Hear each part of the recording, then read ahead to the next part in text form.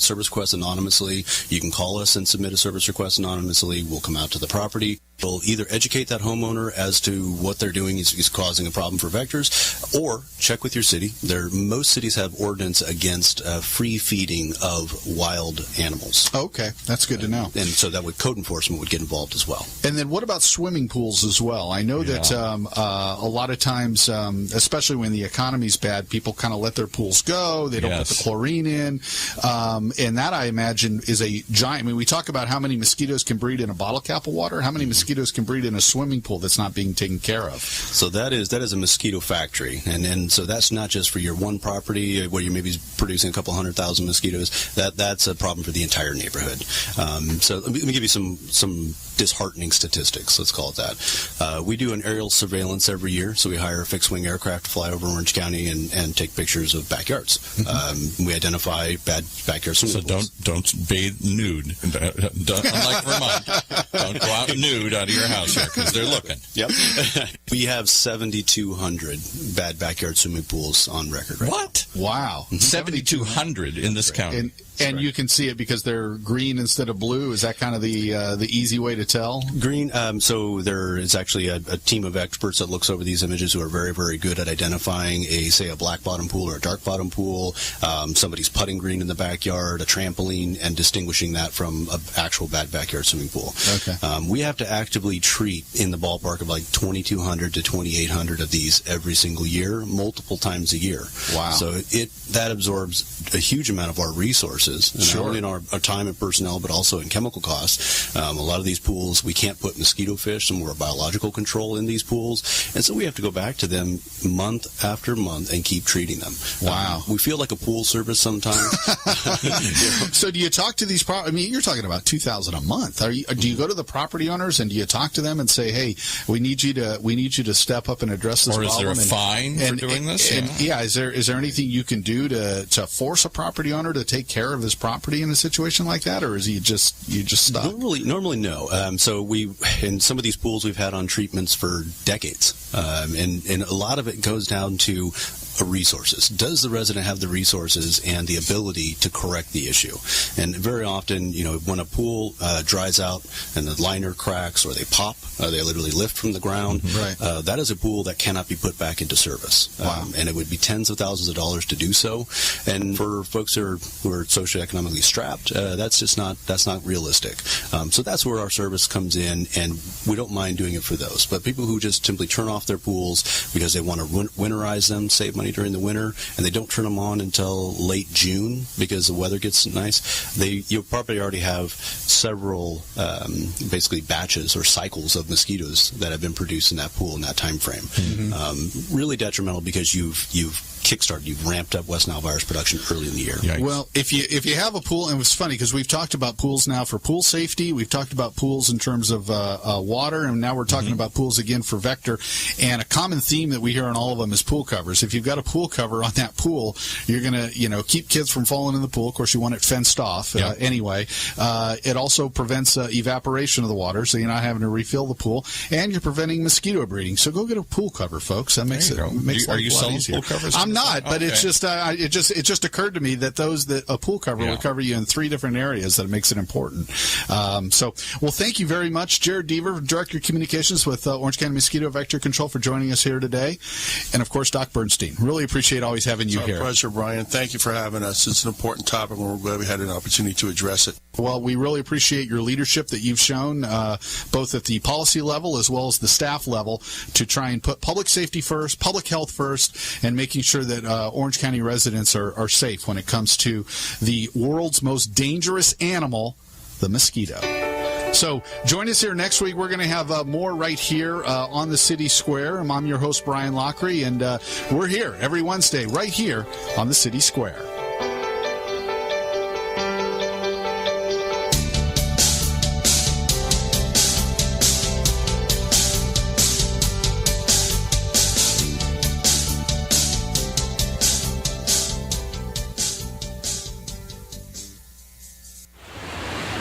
I'm on the observation deck of the Empire State Building to demonstrate how much material Waste Management recycles. As North America's largest residential recycler, last year alone, Waste Management recycled 12.9 million tons. How much is that? Let's do the math. Carry the 6.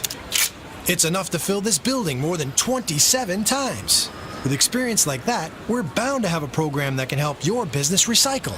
Talk to Waste Management or visit thinkgreen.com. Imagine what it would feel like to lose everything. Your job, your home, your family, your dignity. This has happened to thousands of the men, women, veterans, and young adults we serve at Working Wardrobes. What do we do to help? We provide career development services, life skills workshops, job skills training. We provide the perfect interview outfit, and we get clients placed in jobs. Call Working Wardrobes, 714-210-2460. Donate, volunteer, invest, hire. When it comes to pioneers in their respective industries, we all know the Apples, Starbucks, and Trader Joe's of the world. In the realm of recruiting, Decision Toolbox is the industry's best-kept secret. With 90% of their business from referrals and repeat customers. For over 20 years, Decision Toolbox's U.S.-based team of recruiters, sourcers, professional writers, quality personnel, and tech support has perfected a Six Sigma approach to talent management. No matter the size of the project, Decision Toolbox delivers incredible results. A cost per hire less than half of what contingency firms charge, with the winning candidate presented in an average of 14 days, all with a 12-month candidate warranty. With results like that, Decision Toolbox won't be a secret for long. Visit us at www.dtoolbox.com for more information. Do you want a free analysis of your inbound marketing? Do you want it in 30 seconds or less? Then check out Marketing Grader, the free marketing tool from HubSpot. It's simple. Just go to marketinggrader.com, enter the URL that you want to analyze, and Marketing Grader will instantly give you a detailed report grading your lead generation, mobile marketing, social media, competitive benchmarking, and more. It's simple, it's powerful, and it's free. marketinggrader.com. Welcome, everybody, to the Rad Life, the only talk radio show that takes you along with host and age explorer Rad Gantos on his continuing journey of discovery into life's challenges, opportunities, options, and all the latest and greatest things that come with getting older. The Rad Life is brought to you this week by Your Home for a Lifetime, a company dedicated to empowering you to stay safely, independently, and comfortably in your own home. And now here is your host, Rad Gantos. Good afternoon, Paul. Good afternoon, sir. How are you? I'm good. Is this Good-Looking People Day? You should see the people that are in here. In fact, you can see the people in here because we're streaming live video today as an experiment over our OC Talk Radio Facebook page. Just go to Facebook, type in OC Talk Radio, or Facebook/OC Talk Radio. And I'm trying to connect on my own personal Facebook page too, but I think Paul's got me blocked. I think he's trying to dominate the airwaves here today. Dominate.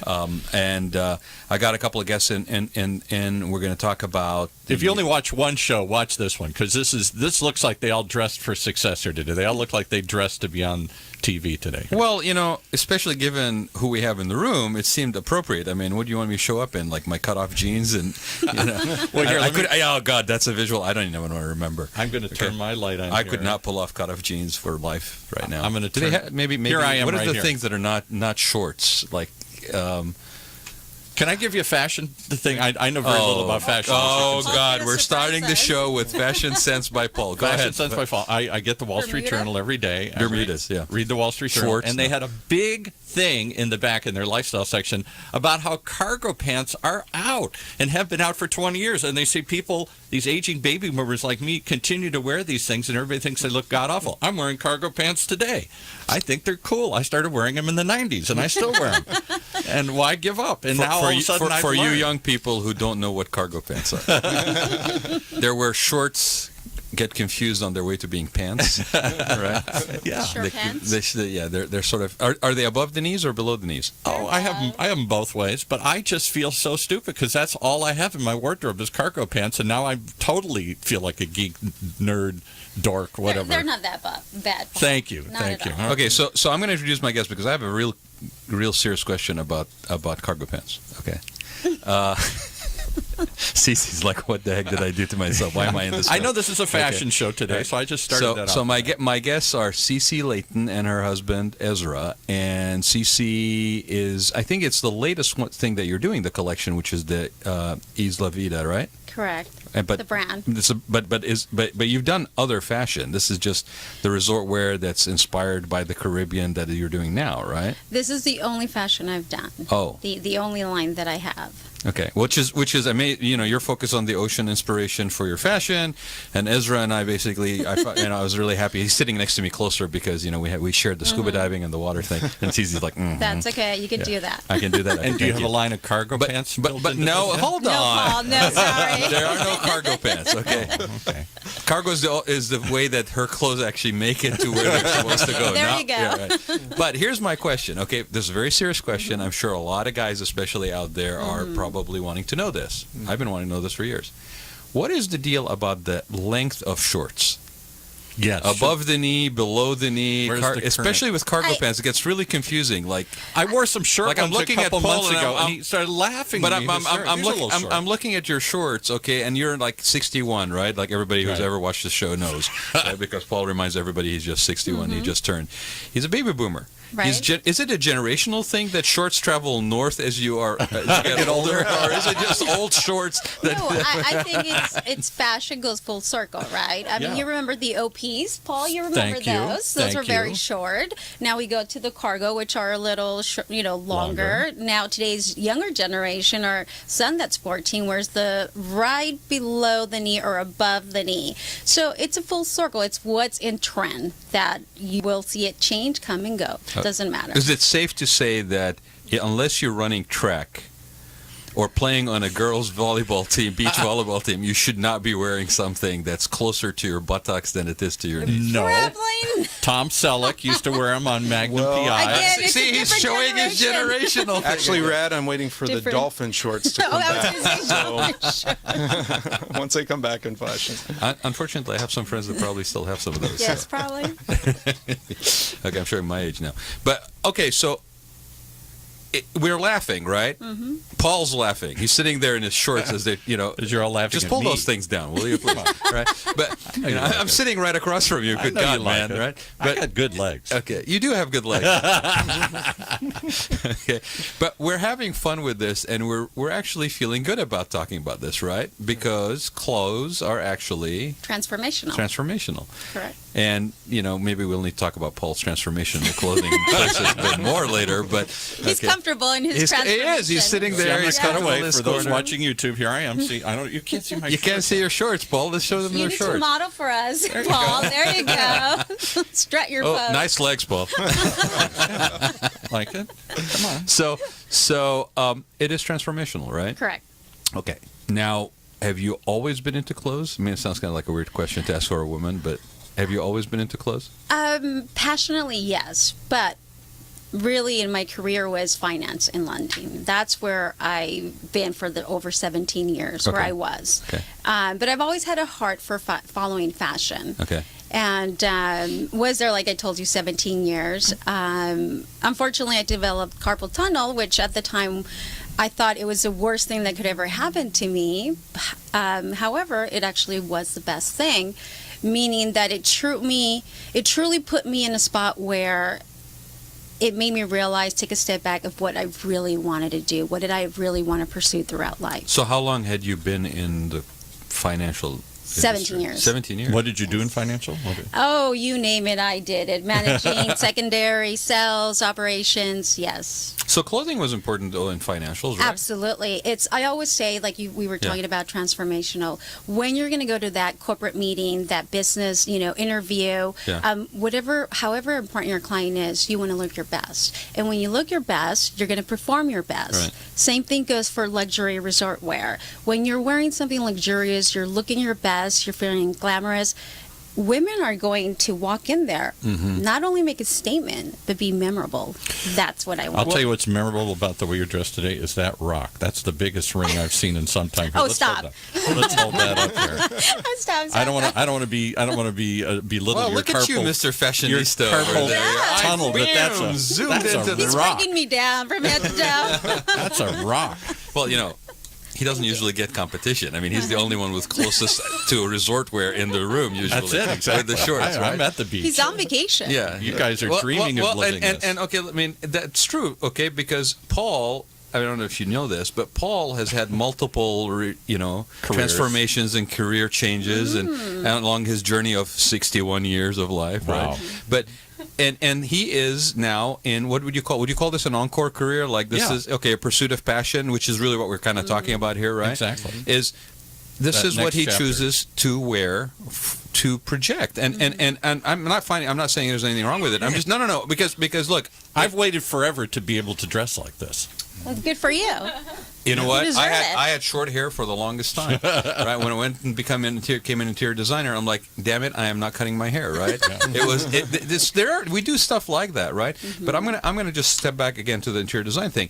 A couple of years ago, when I saw blank stares at me across the room, when I would step up there and I would talk about, this is what we do. We go in and we select furniture and we, and it's all this esoteric in the bubble. I'm talking to my audience in the bubble, and I realized nobody in the room basically had a clue what the hell I'm talking about. Right? And I realized that the way to describe it, and funny enough, it ended up being fashion-based. I started talking about the fact that where you conduct your business, Paul here, this room that we're in, right, is a stage upon which you perform, and that if you're in service or product industry, nobody steal this. This is, I've trademarked this thing and copyrighted it, and there's steel cages around this thing. But basically, if you're in a product and service industry, at the end of the day, cut through all of the other stuff, we all put on a show, and people applaud by giving us money. And wow, so that really is pretty deep. I like that. Right. The stage upon which you perform your show is equally important. And it's funny because we instinctively have a sense of, I think women have a little bit more of this than guys, only because you have so many varieties of like face, makeup, style, accessories, big rings. So, but let's say you're about to put on a show. Depending what that show is, you're going out during the daytime, you're working, or you're going out for an event in the evening. You instinctively know that the makeup, the face that you put on is a certain way. Clothing is the same thing. The costume that you put on, same way, right? You instinctively kind of know that. What most people, where the breakdown happens, is when you actually go into that workplace or that environment. Homes, we have a little bit more sense of because they're kind of where we live, right? But it's very important. So you choose to dress the way you dress, I think, as a reflection, like you said, I have been waiting all my life to dress like this and be working while I was dressed like this. Yeah, right.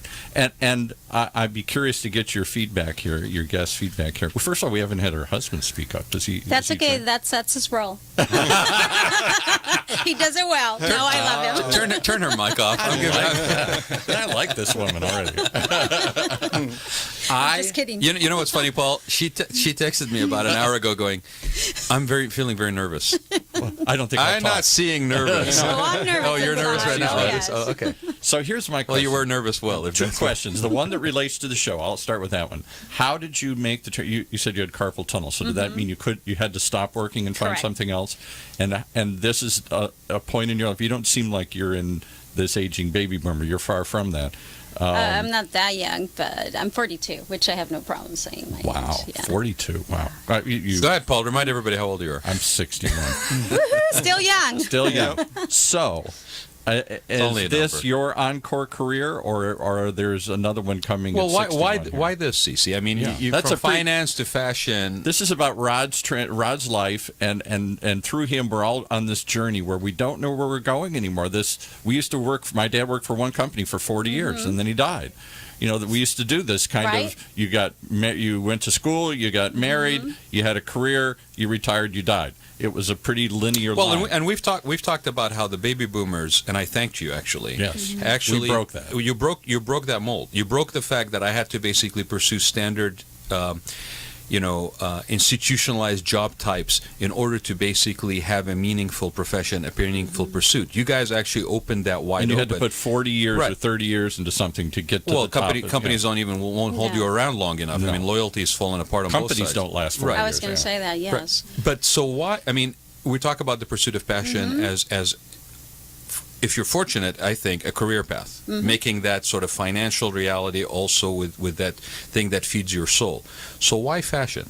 Fashion, well, going back to how this started, I've always had the need for fashion, to style, to dip into the magazines and stuff. I had that calling. However, because of the lending career that's very high demanding, there was never time for me to do that. I always kept saying, when there's time, when there's time.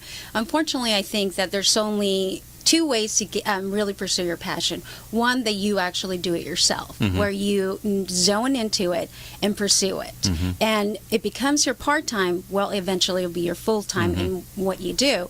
For me, I fall into that category where it was by force, where it took me out of work, Right. and it allowed me to truly look at myself and say, okay, this is the opportunity, which he told me, you can do anything you want. What is it? Most people don't have that opportunity. Him who shall be My nameless. husband, Ezra. No. And to Cece's point, Paul, is there was a time where she was discouraged because of the injury that she had. And we had an evening together, and I sat down with her and I said, Cece, if you could follow your passion, what would that be? Really take a moment to think about it, because it's a rare opportunity for a person to segue out of a corporate lifestyle, out of a business lifestyle, Reboot. to actually have a moment where they can define the new chapter in their life. Yes. And that next chapter for Cece, Very when true. she got to me, was fashion, which is pretty broad-based. But she had a vision, which is so beautiful, is the vision that she had. Which started with traveling. I love traveling. One of my escapes from the corporate fast-paced life was traveling, where we truly shut our phones down. We get away from the busy, demanding of OC lifestyle that we have. And to me, it was pieces that I started designing for myself that could easily be transitioned from the beach to evening and anything in between. And not just any pieces, but pieces that would transform me, that would make me feel literally if I was in the red carpet, but I'm walking down the beach. So would you, and here's the second part of the question, would you have made that transition had it not been forced upon you? Or would this still just be a dream? My heart, the desire in my heart was there, but no, I would not, because I would not have had the time. See, I think a lot of people are just like you. I think they say, I'm going to do something. Someday Correct. I'm going to do something here. Correct. And it gets put off and put off and put off. I got to raise a family. I got to pay the bills. I got a good career. was I'm me. making money at it here. And someday something else is going to happen. And maybe it's you get laid off. Maybe you get sick. Maybe you get divorced. Maybe, I know, there's some more and more people that come in. There's something forced. In my own case, I would not have opened this station and given up my pretty successful PR business had the Great Recession not come along and wiped out all my clients. So I was forced to remake myself. Same thing 5, here. 6, 7 years ago. It wasn't that if everybody comes in and says, oh, it's just so easy, I just sit down and think about what I'm going to do. It's hard. It's hard to make a transition. Oh, hard it's to make definitely a change. it is. It was. And I think you need a kick in the pants sometimes. You do. And what we all think, I thought, oh my God, this is the end. I'm in my 50s and I've lost all my clients. What am I going to do? Well, and Paul, somehow you had to I felt reframe like it. that at 39. So. Yeah. So somehow you have to reframe yourself and say maybe this is an opportunity and not just a negative thing. Yeah. No, absolutely. Go ahead, Ezra. Well, I was going to say, to your point, there's a great speaker, I'm sure you're aware, Jim Rohn, has put out a in YouTube. If you go onto YouTube, it's called "The Day That Changes Your Life," or "The Day That Turns Your Life Around." And the day that turns your life around is the day that you say, "I've had it." And it's weird how it can be a realization, whether it's that aha moment or just something that inspires you, as with, or maybe even an injury or whatever that makes you take that step. And it's a bold step. It's a courageous step to say, you know what, from this point going forward, every day is going to define my passion and who I am.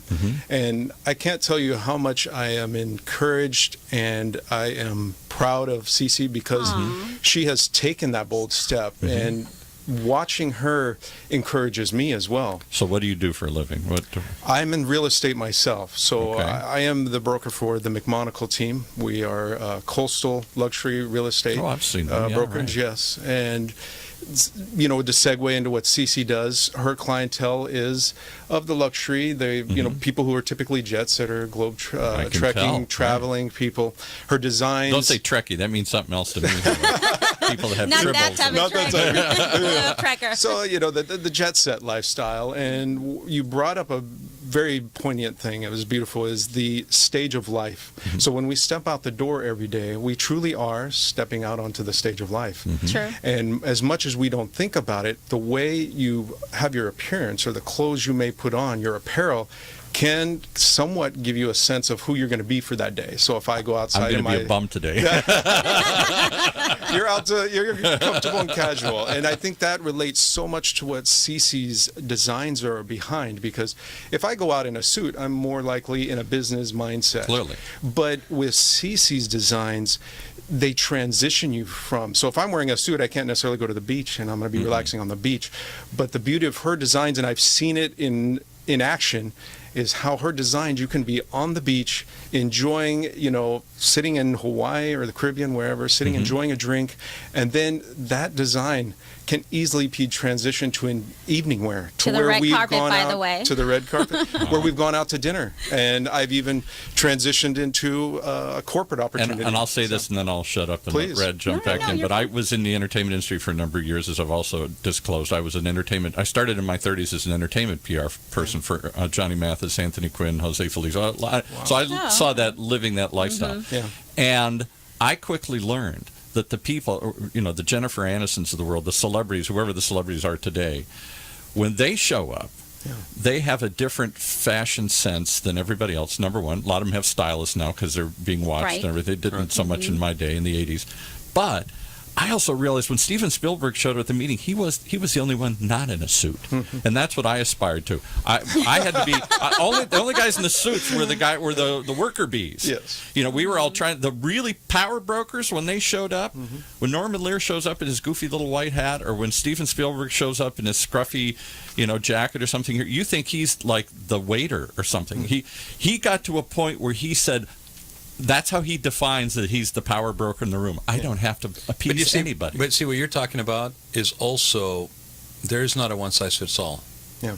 True. Okay, when it comes to that. And so the red carpet has changed dramatically, too. It's not the flowing gowns and everything else that it was once upon a time. There is a totally different reimagination of fashion, and this idea that we've been moving away from some time, my father's era, of the madmen and the suits and ties and all that which kind of stuff. Which again is back. Right. It's come back again. There are no rules in fashion nowadays. Yeah. Maybe that's it. So we're all redefining our own fashion. Yes. But I think that's reflective of the society. Yes. I mean, in a way, like we were talking about, starting with the boomers, that breakdown in what is the rigid regularities of society and what is norms. I mean, what is normal, right? Yeah.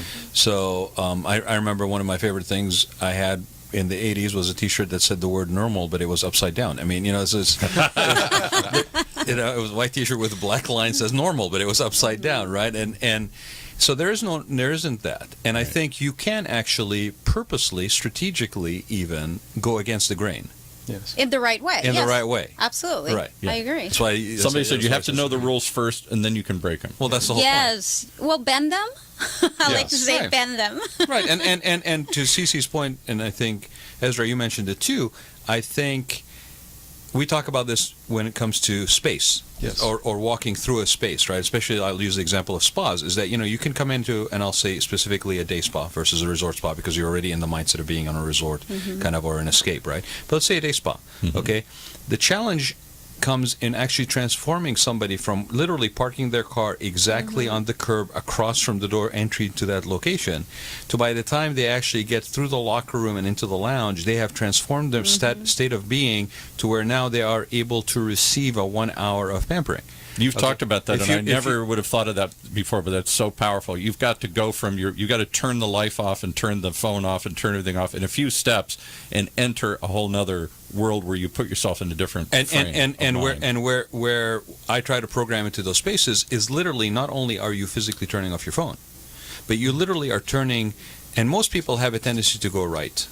Yes. I mean, that's just, Yes. especially in the Western Hemisphere, other than in England, where everything is oriented to the left. So, you can, it's really funny. I posted a live video one time, and somebody says, well, are you in England? Because I forgot to actually mirror the camera. So it was showing me driving on the wrong side of the road, right? So, I mean, people are really receptive to stuff like that, right? It's funny. It took me like a whole day going, why are you asking me if I'm in England? Well, I'm not in England, right? There's no signs. But we literally turn people. Like, we walk them through a lobby, and then we turn them. We physically cause them to go in a direction, and then turn again. And by the time you've got 1-2 turns, your body is starting to pay attention to the fact that you're navigating through something that you leave behind where you came from, and you start receiving where you're going. And it's really kind of funny, because I think clothes have that same exact. I mean, the interiors of anything is literally, in my opinion, a wrapper. It's the clothing that a space is wearing versus what you're wearing as a human being, but it has the same effect. And clothing does the same thing. I think if you put on a particular something, and it could be not necessarily trendy, it could be that it has an association. When I put on one of my dad's watches that I have, and still alive, but so it's not like a reminder of somebody who was in my life, but when I put on a watch that I saw as a kid him wearing, it puts me in a slightly different mindset for that day than it does when I'm wearing something that I bought. I think it allows you to experience those moments that you shared with him, and hold on to them, and maybe you're going through Absolutely. something and that anchors you, like if you're wearing something that gives and you again, empowerment. the designs is the same way. It's experiencing. You don't necessarily have to go to that destination, whatever inspired me to. However, my desire is to inspire you to find your own tropical destination.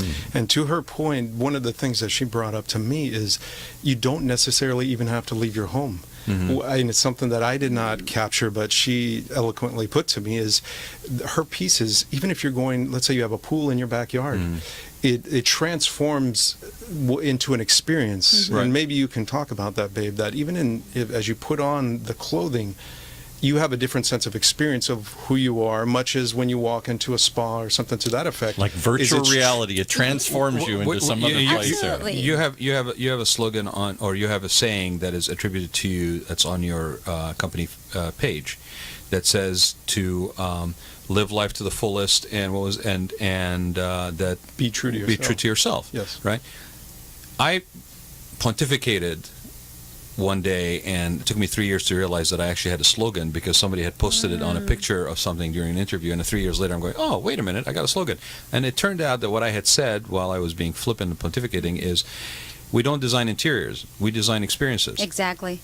You don't design clothing, you design experiences. I design a piece of paradise. Passports to experiences. A piece of paradise. Yes. Wow. That's what I share. I'm going to take some credit as a baby. Remember the baby boomers? You guys all said be true to yourself. I used to fight with my father in the 60s and 70s. What do you mean be true to yourself or find yourself? Or let's go out and get a job. Put a suit on and go out and get a job like I did. You think this is a job I dreamed of? I didn't dream of anything. I just dreamed of making money and having a house and everything. This idea of finding your passion, of being true to yourself, of going off following the path less taken, as Robert Frost used to say. I don't think that would have existed but for our generation, because that's not what the ethos was in the 60s when we started to come of age. I'll say it again. I think baby boomers deserve a thank. Thank you, Paul. Yes. It's not really Paul. We're thanking the baby boomers. I started. He represents him. He represents. Thank you for crossing your legs. But Okay, but let me. You don't want my Sharon Stone invitation? No, thank you. Oh, what, you're gonna boil a rabbit now? Glenn closed me now too. Okay. So but I want to ask you. You brought up your dad. Okay, so. Yes. I know that your dad was passed, and I know you took care of him in the end. Let me ask you something. Given that was part of your experience, right? Okay, with your dad, later in life, when you, even though you were being told that, somehow navigated your own path, right, and did something that maybe was out of the norm for him, completely, right? Yes, right. Did you get to a point with your dad where there was a sense of appreciation from him that you had done that, or was it something that was just difficult for him to comprehend? It was difficult for him to comprehend, but he did give me a poem. I should have it in here somewhere that he put on a little plaque. And it was kind of like, if you don't try, you never, you have to get out and try, basically. And it was almost like him saying, in some way, in some weird way, I sort of envy that you were able to do this. I don't understand it. I didn't always like it. I'm not sure you made as much money as you could have or should have if you had just joined a corporation and risen up through the ranks like he did. But there was an appreciation of taking that journey, that kind of doing what he didn't do, maybe. Right? Because I think he never really talked about it. There were a couple of times he thought of trying to do something different and just shook his head like, "No, I'm not going." The ingrained, nature is not there. In fact, I'll just give you an example of a story that I always remember as a kid. My father was a regional manager for Chrysler Corporation. That's what he mostly did. Then he went a little higher and became vice president of marketing and some other things. So, for a guy who started off Mad Men fashion. Oh yeah, for a guy who started off in the ghetto and never went to college and everything, this was just unbelievable. He literally started off in the assembly line when he was a kid, and so for him, this was more than he could ever achieve. The American dream. He was a regional manager in Milwaukee at one time. And he always told the story that he found a place for a dealership up in this little idyllic town, Appleton, Wisconsin. I've never been there, but he just thought this was an idyllic little by Lake Michigan, little college town, and this little thing. And he found a place for a dealership, but he didn't have a dealer. And sometimes they would do this. They would develop a site until they found somebody to take it over. And so he kept developing, and they acquired the land, the company did, and they're doing the plans. And people kept saying, "Who's the dealer? Who's the dealer?" And what he said is, I really thought I was going to be the dealer. If he said, if I'd had the nerve, I would have jumped out of the corporation, I would have planted us in this little idyllic town, and I would have been the car dealer. And he said, but I couldn't make that transition, and so eventually he gave it away to somebody else. And he talked about that his whole life. That was his one moment to sort of almost a little regret. His little paradise, his little place by the beach, his little shack by the beach. That was his kind of and he pursued it for like 6 months, where he just kept building. But on the periphery. Until he finally realized, I can't do this myself. Not that he couldn't have, but I can't. Well, I know we're going to go to a break, so I'll tell you what. While we're at break, maybe try to find that poem, and we'll kick off with that when we come back. Okay. Yeah.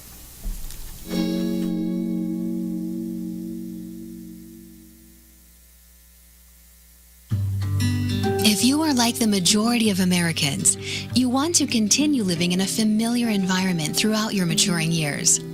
In fact, according to many surveys, 82% of homeowners overwhelmingly prefer to age in place, which means living in their current homes safely, independently, and comfortably, regardless of age or ability level. With over 30 years of combined experience in residential, commercial, hospitality, and destination resorts fields, Your Home for a Lifetime is a company dedicated to empowering you to maintain your quality of life and independence by helping you make your house your home for a lifetime. Do you want to reorganize or remodel your home?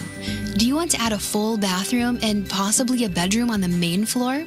Are you looking to make your kitchen more functional? Is an aging parent moving in, or your child is moving out, or even moving back in? Call Your Home for a Lifetime at 949-492-1872 or check them out on the web at yourhomeforalifetime.com and find out how they can help you make your house your home for a lifetime. Imagine what it would feel like to lose everything: your job, your home, your family, your dignity. This has happened to thousands of the men, women, veterans, and young adults we serve at Working Wardrobes. What do we do to help? We provide career development services, life skills workshops, job skills training. We provide the perfect interview outfit, and we get clients placed in jobs. Call Working Wardrobes, 714-210-2460. Donate, volunteer, invest, hire. All right, we're back. Let's get the Rad Life on here. So I want to just say, because something, it's always fun what happens during the break. We go out for drinks in the middle of the afternoon. Actually, you guys need to come back for the Christmas show. Yeah, we Oh, need the to. Christmas show was a little crazy. We started drinking. I'm sure it'd be a lot more fun than this. I don't know. This is pretty I've close. had a Right? lot of fun. This is great. There's a lot more alcohol involved. Yeah, we start drinking like single malt scotch or something at like 12 o'clock or something on a Wednesday midweek. I was wiped out for the rest of the day. Paul was starting to reminisce about his 3 martini lunches back in the day. That's right, back in the day. But one of the things that came out during the break, for anybody who is joining us and who is still with us, is that we were talking about how, should we interject people? While we're talking, Cece's like, I'm going to be very proper and not going to interrupt you guys. And I'm like, no, interrupt us, because the one thing that this show has done, it was not something that I had planned, but I'm so grateful for Paul for the opportunity and for the way that this has unfolded, is that we as a society, we as human beings do not have opportunities, at least I don't anymore in my life, to sit down and just talk to people and not have some sort of like agendized meeting or some Skype points we're gonna make go today, meeting on Skype, and I got to cross off all these points and then follow it up with an email and all this stuff. To just sit down and talk and to have sort of a loose direction of what you're going to talk about. Hey, how you doing? What was your week? Let's tell me what you've done, and then let that conversation unfold. Because a lot of great insight comes out of it. Great wisdom. And that's a family dinner, real quick, Paul. It is a family really dinner, yeah. Back in the day when I was growing up, and much to your point, the baby boomers, we always had to be home for dinner. You can go do whatever you want, but at 6 o'clock, the family came together, and that was the time to catch up on the day and what everybody was doing. And then after that, And it was you okay dispersed. to interrupt during family dinner, too. All the Share time. your story. Your day. So Cece, in this next half of the show, will be interrupting quite a bit. I'll be myself now. She'll be more herself. Well, let me interject this then. So, read the poem you for me made me then. think of something I'd forgotten totally about.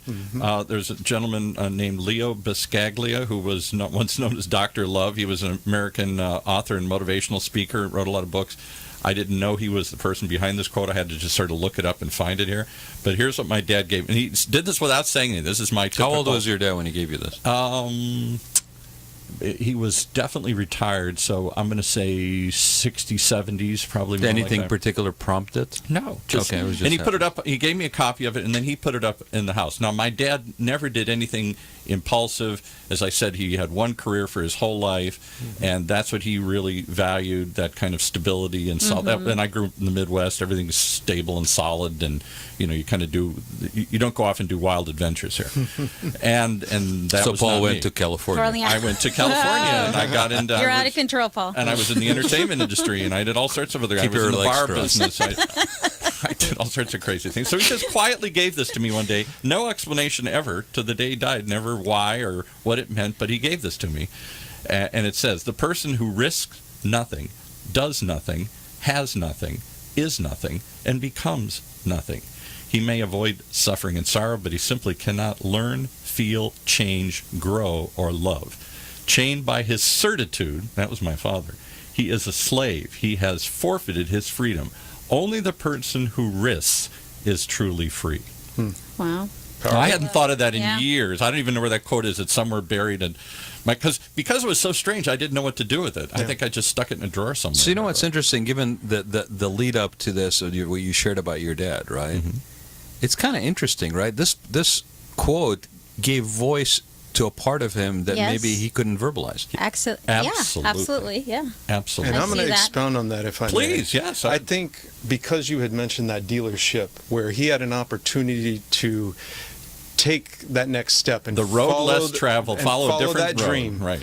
And that's one opportunity. Many of us, as we talked about, did not take an opportunity to follow our passion. But I think what holds everyone back, and has myself, Cece, and everybody in this room probably included, is the fear of failure. Yes. But I read through John Maxwell, and he has a book called Failing Forward, that when you are failing, you are actually on the right path. When people are telling you you won't succeed, you know you're going in the right direction. Because out of those small little failures is growth and learning opportunities. And you learn a little bit each time. So I'm thinking maybe when your dad gave you that quote, he was maybe reflecting back, like, I should have taken that opportunity at that dealership. Agreed. Paul, I want you to take that next step. Follow your dream. Go to California, become a producer, and here I have the pleasure of sitting with you today. Imagine that. Yet he never said that. That poem says it all. Dad never said that. Do you remember about a year ago, we had a gentleman in here by the name of Steve Carpenter. Yes. And you and I and Steve did not even start down this path, but we ended up with a show. We were talking about shared experiences with our fathers. Do you remember that? I vividly remember. That was one of the most powerful shows we did. And it just came out of this nowhere where we started talking. He started saying something. I said, and how he had tried lots of things, and his father wasn't always too supportive of it and understanding of it. I said, well, gee, I thought I was the only one who went through that. And then Rad said, well, I kind of went through some of that too and everything. The three of us are talking about, sons trying to live up to your fathers, father, dynamics, trying to live up to their image and what they want you to do. Openly or not, communication issues. But it's very powerful because I agree with Ezra. I think in that particular case, your dad was not only expressing maybe a little bit of regret for not having wrist, but also I think underlying it was also a sense of trying to verbalize to you a support of what you are doing or you chose to do. You get me all choked up here. I think there was. I definitely felt there was something to it, but it's one of my superpowers. But it was so weird how he couldn't verbalize any of that ever. No, but that's he just handed this to me. He just did. Yeah, he just did. And my dad was not somebody who ever handed me a quote or anything. I don't have lots of quotes from my dad here, And thank you for sharing that, Paul. Yes, because thank you. Yeah, I mean, my father's alive, and we do communicate, but we have a similar generational situation, right? And so when people ask me, and I'm just going to say this relevant to the show, okay, because it's just very poignant to me right now this minute, and it is my show, so I'm going to say it. We got time. Okay, but really, okay, people. It's really funny, people say, "Oh, you've been doing this show for a year and a half. So, how do you monetize this? How does it, how does it, what do you get out of it? Help your business?" I'm like, maybe it doesn't have a direct enrichment to my business, other than it does allow me to sit down with great people like Cece and meet Ezra people, here, start conversations, and have conversations and build relationships. However, I will tell you, it may not enrich my business, but it enriches my lives for moments like you just shared. Yes. Wow, thank you. Yes, and I think that's important. A lot of people do see. I partner up with a lot of local charities, and I always say the fashion people that work with me, you got to have two things: one, the passion for what you're doing, and two, the generosity of your heart. Because when charities do call for them to participate, it's not always about writing a check, but donating your talent. And how can I get together? How can we get together to facilitate a need that the charity needs? Have you ever seen the chair that Rad designed for the McDonald House? I did. It was beautiful. How cool was that? Yeah, she was busy holding court on I'm the sorry, pool table I at didn't the see Bespoke place. No, but Cece, you just mentioned something that actually came up when you and I first met, which was at Bespokes in Costa Mesa, and it was Tanya Brown was speaking, correct, and then was also, and I can't remember the gentleman's last name. Frank. Right, I can get. Frank Shankwitz. Frank Shankwitz, who's the founder of Make Wiz, and that voice, if you're hearing it in the background, is Deborah Pearson, who is the coordinator of all our. We'll turn your mic up here. Oh, you got okay. Say hi, Deborah. Deborah is in the house. Okay. Ooh, Deborah. So he said something very similar. Do you remember when he was talking about his own experience, and back when he was like basically literally living, in his mom had abandoned him, and he was in this small town in Arizona, and he was living in some older Latin lady's home where he's basically trying to pay $25 a week to just have a room, and the guy who he's working for, his full-time job being, I think he was like bussing tables or something, was trying to tell him that should always give. Yes. And he said, "What do you mean? I have nothing to give. I'm trying to figure out $25 to pay for a room." And the guy's response to him was exactly what you just kind of said. There's always a way to give. Right. Whether it's like you said, having a conversation with someone, sitting down, listening to someone, can make such a dramatic impact. We all go through different issues in our lives, but we go through the same emotions. And again, just sitting there, listening to them, or participating, donate your talent. Where photography, we all do events, right? Charities do great events. They need that talent. Models, they need that talent. Designers to style, bespoke styles you very well. Dave does do a good job. Yes. Right? Thanks, Dave. So there's always a need where I think we can collaborate and bring those talents together. Well, and I'd like, Cece is very humble about what she does, but I must say she has one of the most Well, that's why you're in the room. So. Yes. Go ahead. Yes. You're her press agent. Yes. No, she is one of the most generous people I've ever met. And she actually took my heart of stone and softened it up quite a bit because the guy's a mushin'. Yeah, she's a very loving, giving person, and I wasn't so much so when I was, single and younger. And Cece very poignantly brought up that you have to give back. You can't always take from life, society, people without giving back, and that's one of the beautiful things about her. And she doesn't really talk about how much she gives, but she gives more than most people know, and she puts out to these charities, she puts her whole heart into it, and she looks for nothing back. And to her point, many people go into a charity event maybe looking for what can I get out of this? How can I make money off this? Maybe I can get some publicity. But same thing with a radio show or anything, or social media or other things. People put out stuff. I know that we do a show, periodic show on fashion bloggers, and it's unbelievable to me, because I'm obviously not into the world of fashion, how many people there are who are doing this full-time, passionately, and maybe getting nothing other than some samples out of this stuff, but they are forming and changing the fashion scene in a way that we've never seen before, this ground up. I don't know if you see that or experience that, but there are millions of these fashion bloggers out there, and they each have some segment of followers, and they are very quickly, rapidly changing. It's not just a couple of design houses in Milan or Europe that meet once a year and design. Here's the fashion, collection. Yeah, definitely has changed the platform of it. Well, we've got, I don't know, are you involved in this thing coming up with multiple sclerosis? With the Bubbles and Brunch, is that what you're talking about? No, it's at the Essex Skyline.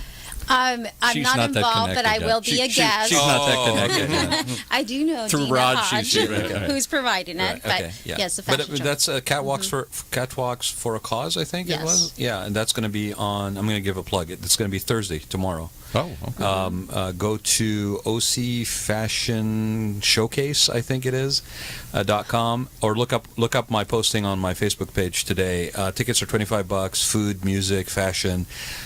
You can come and laugh at me walking the runway. You're going to walk the runway? I'm going to walk. This is my Oh, second my time after 50. goodness. So Paul keeps saying, I'm Awesome. 61, I'm 61. I was like, when I turned 50, Dave asked me to walk the runway, and I'm like, Do I'm going it. to run the runway, not walk it, right? And then he just asked me again, and then I'm also sorry, Ezra. I'll come with my cargo shorts. You, if they want. you just don't sit in the front Just row. rock It's it. going to distract me. Rock it. Yeah, but I might get you on the. If you show up in cargo shorts, I'm getting you on the runway. And you watch, people would go nuts if I did. If I walked out there in cargo shorts and yes, a they T-shirt, would. they would actually just go. Now, can you bring your headset with you too? Because I think it's just a nice accessory. The beard and Okay, everything. and then we are doing one in October that will be benefiting Ronald McDonald House. Okay, but it is. I mean, it's a way of giving, right? It's a way I of think giving. it's the best way. I have the privilege, I say, to be able to do the two passions, which is designing and helping others, which I collaborate with, like I said, local charities. You should give a plug, because I know there's a couple of them. Yes, Tell well, the them one- a few of the ones you do, babe. The ones There's that quite a few of them. that I'm looking forward to in October 6th is Parentheses, which is a foundation. We're going to have the foundation golf tournament, so all my golfers out there better show up. A great foundation. I partner up with the Big Brothers Big Sisters, where we've done fashion shows. Great group. Also the NEGU, Justice Reese Foundation, Kids Fighting Cancer. WHW, which represents... Talk about WHW. WHW is very dear to my heart as well, because how I met them was truly going to church and praying that God would align me with the right charity to start with. I think charities are really also very important to know that there's a good fit or there's not a good fit, right? And it's not just about showing up, but truly making a difference. And WHW provides either the first business suit or adds to their attire, currently working, individuals, nonprofit, provides, again, like I said, the business suits for men and women. With the mission being what, Cece? To empower the individuals, instead of a hand out, a hand up. Is that sort of like working wardrobe? Kind of. It is. It's women helping women. Women helping but women. it Yes. also engages men. Yes, now we have a division for men. But for any of you who donate your business suits to gently used, please make sure that you look into that and donating, because everything helps. That's where I started seeing the power firsthand of transformation of the attire, where women would come in there very troubled, uneasy, uncomfortable. But the minute I got a hold of them, of course, it would be, we're here to shop.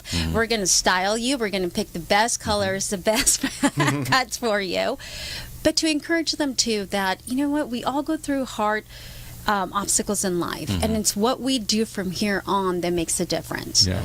And well, clothes make the man. My father was a big believer in that. He was a very stylish dresser, had a million suits and all that. And I was, of course, the opposite. I was just jeans and cargo shorts. We're always the opposite. And I've heard wonderful things of how taking people who are homeless and dressing them up, or out of work and putting a suit on them, gives them a different sense of confidence or an ability to get something that they couldn't otherwise get. It isn't just the barrier to looking the part, it's taking on the part. It's becoming the part. So, Cece, I want to make sure, go ahead and give the website.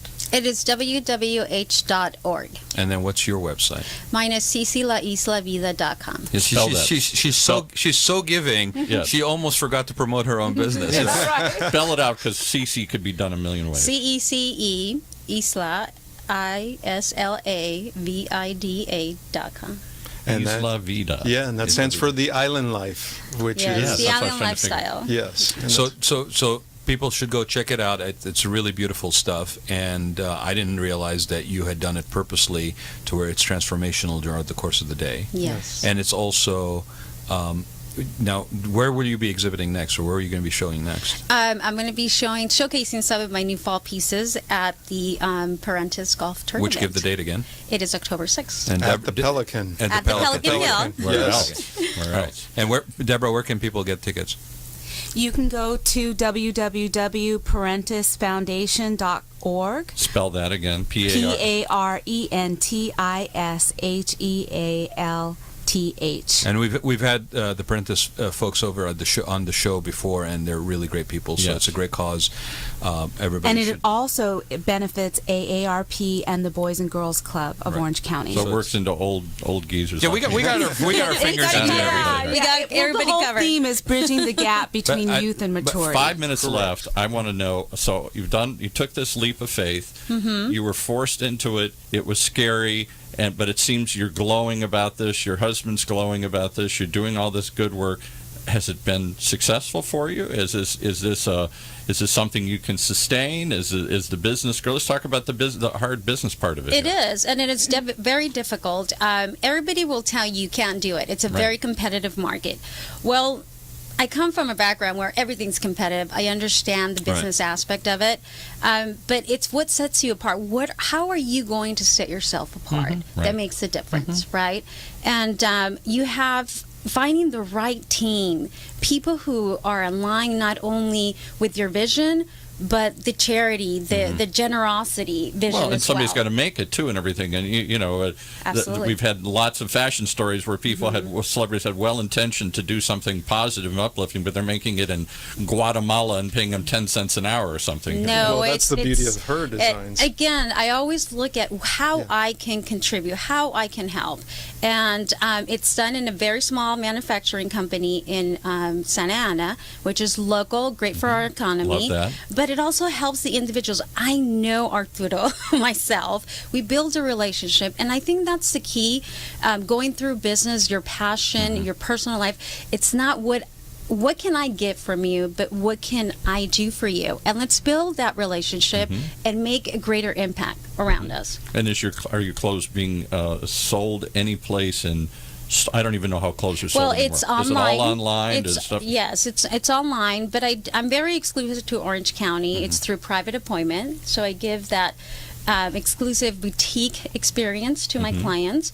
And I so do. people could call you up and say, I want to come in and look at this stuff. And Absolutely. Well, and they're custom fit, right? Unique, yes. one of a kind, so no one else is going to have that outfit that's see. made just for them. Let me just there's not a room with 40 different sizes of the same thing here. No. They're very unique. Let me share this too, and how this is really, to your point, is it a moneymaker? Okay. Yeah. I have advised at least Or is it three. sustainable? Okay, I mean, I have advised at least 2 clients that are high-end retail clients, and I'll throw the names out: Montage in Laguna Beach, and surf and sand in Laguna Beach. Right, both pretty big clients. Right. In regards to their retail. Right. Okay. It is a missed opportunity, and if anybody's listening, this isn't something I've said behind closed doors. I've said it to many people. It's a missed opportunity when somebody is actually escaping to Orange County and going and staying at some of these properties, that their keepsake that they're going to take back home with them, happens to be a sign of wood that says "Life is a Beach" that has a "Made in China" sticker on the back of it. Okay, I agree. Or some sort of T-shirt that comes in small, medium, or large and fades 2 days later. You have talent everywhere. And specific to Orange County, there's local talent. There's local talent that's supporting local economy. There's local talent that is unique to this area. And that is the kind of stuff that should be promoted.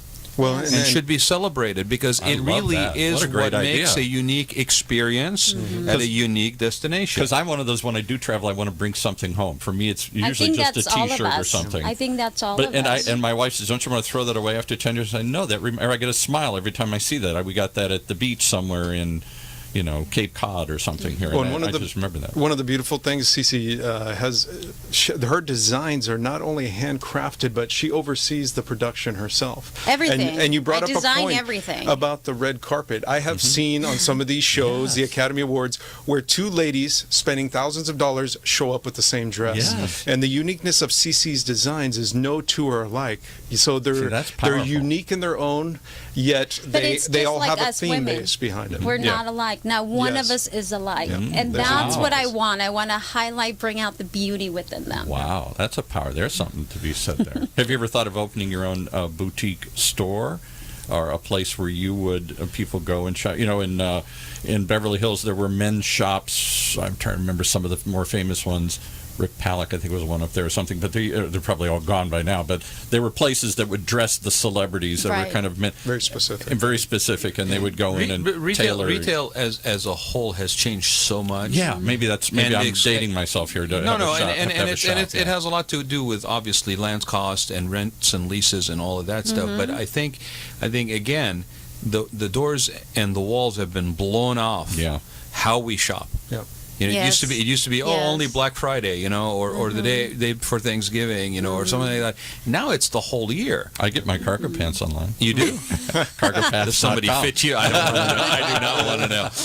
Okay, but no, I mean it's You're changed. right. So in a way, it might not even be supportive of your exclusivity to have it in a retail store. Now, if you had maybe a fitting room, like our friend Dave, their space is basically it's bespoke clothing for men and women, but they literally it's just a fitting room. It's like a clubhouse that has a showroom. It's a man cave. Right. Yes. So I think.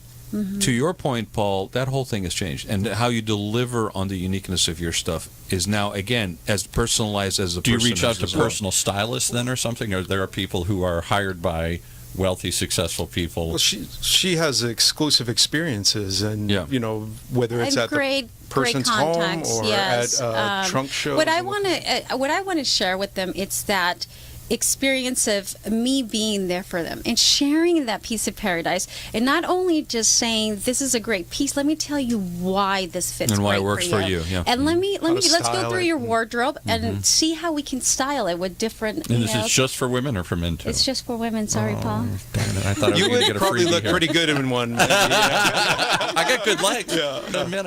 I'm hearing him catch the bug here. He's loving it. He's loving the paradise. So let's.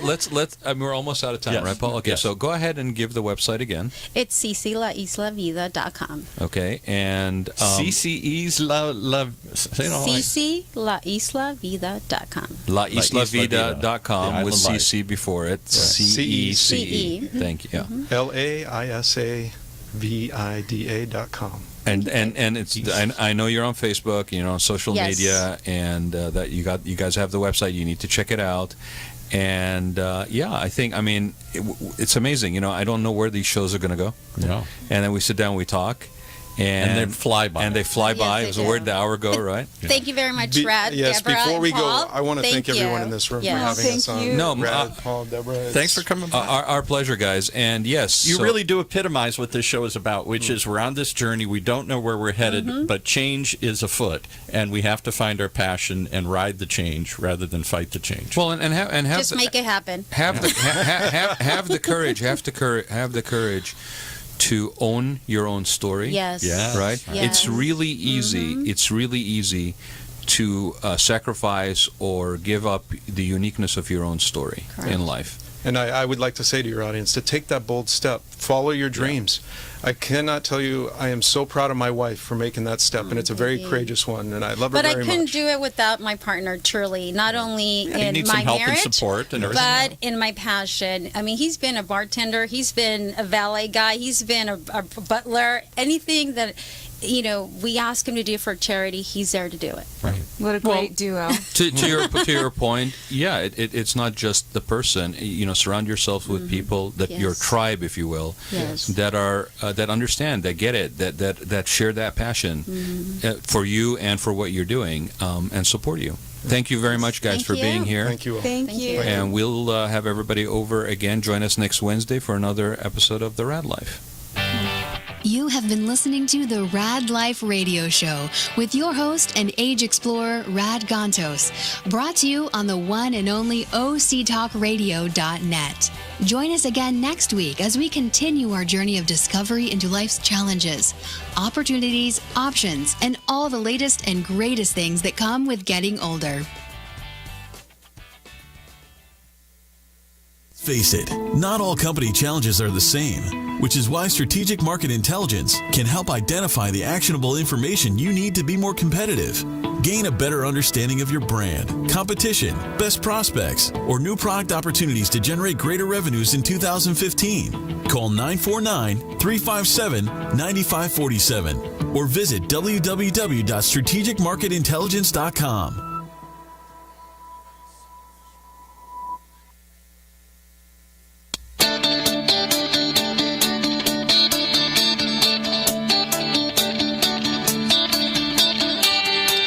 Welcome to another edition of the City Square. I'm your host, Brian Lockery, with your intrepid engineer, Paul Roberts, at the helm. Yes, sir. Yes, sir. And we are going to be talking all things bugs and critters today. I love these bug stories. That's right. The Orange County Vector Control is with us, and we'll get to them in just a minute. We're going to have Jared Deaver, who's the Director of Communications with the Orange County Mosquito and Vector Control, and Dr. Alan Bernstein, who is the president of OC Mosquito and Vector Control, and also a Tustin City Councilman. So we'll look forward to chatting with both of them. And I've got a trivia question for you, Paul, before we start. Okay, we've heard a lot about the shark attacks, or all the sharks that are being sighted down in Huntington Beach and Newport Beach, and the hammerhead was sighted the other day, kind of lazily swimming along in Newport. I didn't hear that. So there was a hammerhead because the waters are so warm this year that a lot of these sharks are showing up. I got hammered this weekend, but I don't know. A little bit different. Okay. So here's my trivia question for you, though. Right. The most deadly animal to man. What do you think? You think it's the shark? You think it's the lion? A lot of deadly animals out there. Probably would be the lion if there were a lot of them, but there's not many around. Lion, shark, probably the shark. Probably the shark. Sharks actually result in about 10 deaths a year. Ooh. 10 deaths a year, which seems it seems a lot, but we're going to tell you when we get back from our break here what the deadliest animal to man elephants? is. No. You're going to have to. Elephants are actually more than sharks. Elephants, I think, are about 100. So elephants are more than sharks, but not the deadliest. Wow. And we're going to have that answer for you. So stick around. We'll have it for you right after this. I'm on the observation deck of the Empire State Building to demonstrate how much material waste management recycles. As North America's largest residential recycler, last year alone, Waste Management recycled 12.9 million tons. How much is that? Let's do the math. Carry the 6. It's enough to fill this building more than 27 times. With experience like that, we're bound to have a program that can help your business recycle. Talk to Waste Management or visit thinkgreen.com.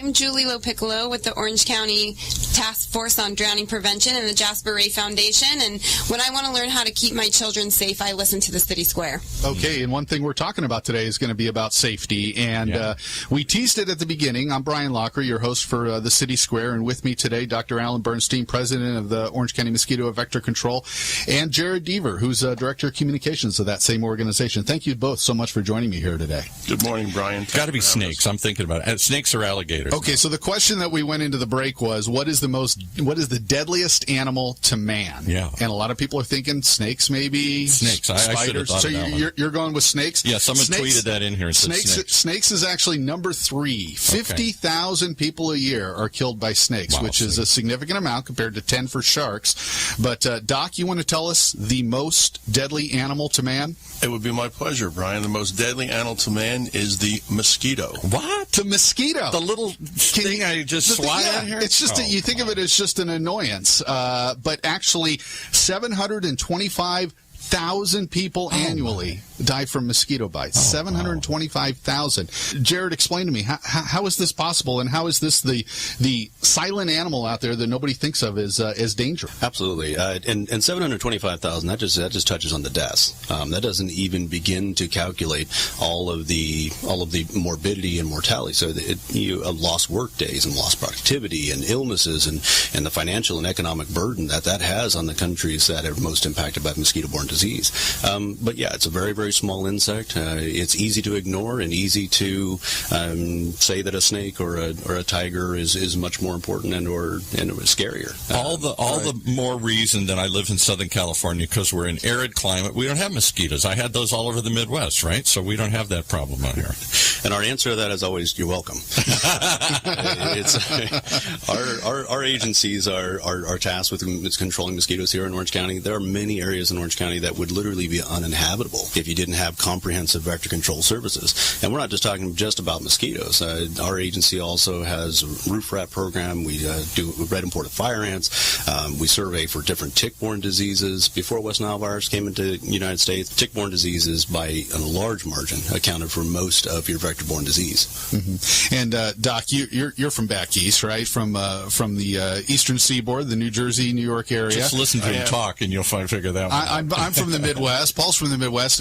We know how humid it is back there, and how you do have mosquito issues there, right? You don't have They swarm on you when the sun goes down. Absolutely. I mean, the state bird of many states back in east is the mosquito. Paul hit it on the head. Most people don't. I mean, mosquitoes are an afterthought in Orange County, right? Until it rears its ugly head, which has been the case over the last several years. Yeah, and people a lot of times don't think about it because here in Orange County, a lot of people moved here to Orange County because of the nice, beautiful, arid climate. Yeah, right. But no bugs. But Jared, tell me a little bit about the history, because we were talking before we went on the air a little bit ago about Fountain Valley and where it got its name. It got its name because there was so much water coming up out of the ground that it really was kind of a marshy, swampy area if you go back a couple hundred years, right? Absolutely. I had natural artesian wells that kind of boiled up out of it. There's still some sites that you can go and visit today.